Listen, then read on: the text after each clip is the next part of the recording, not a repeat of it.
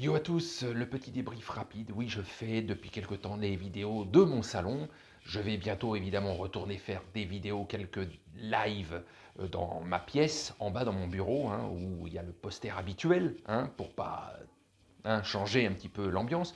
Mais là, j'ai envie de faire le débrief vite fait pour dire que, enfin, Paris, c'est l'un des rares matchs où il y a un bon contenu. Putain, depuis le début de saison, à raison, on tape sur Paris parce qu'il n'y a pas de contenu. Oui, ça gagne, oui, si, oui, ça, mais on s'emmerde souvent en regardant les matchs. Et là, il y a eu du contenu. Mbappé en faire encore un masterclass, une masterclass, hein, on va dire dans l'ensemble, hein, on n'a rien à lui reprocher à Kylian Mbappé.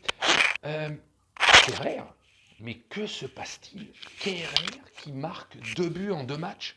Kerrer, l'un des joueurs les plus détestés de Paris, l'un des joueurs que tout le monde veut voir partir, il commence à être un tantinet intéressant à voir jouer. Icardi, bon, il n'est pas fait pour cette équipe.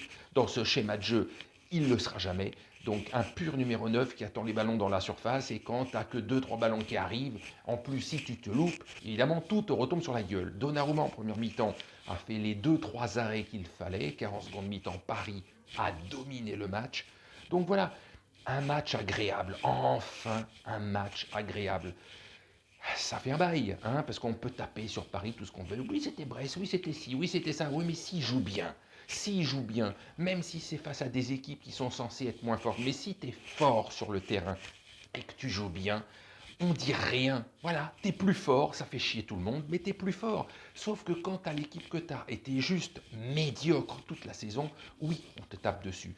Donc je finis en disant, Paris a fait un bon match dans l'ensemble, l'équipe dans l'ensemble. Et quand Kerrer commence à marquer 2 buts en 2 matchs, il se passe des choses. Et Mbappé, depuis le début de saison, c'est l'un des patrons de l'équipe, incontestable. Et vous voyez, il n'y avait pas Neymar ni Messi.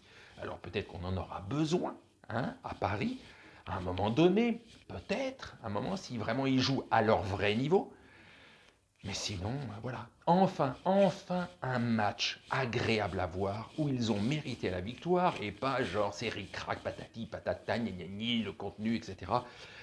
Ça me saoule de répéter toujours les mêmes choses. C'est pour ça que depuis quelques semaines, je ne fais pas tous les débriefs de Paris parce que je ne vais pas répéter toujours les mêmes conneries comme certains font à chaque débrief de répéter toujours les mêmes conneries. Là, enfin, il y a eu quelque chose de plaisant à voir. Voilà, c'est tout. Bonne nuit.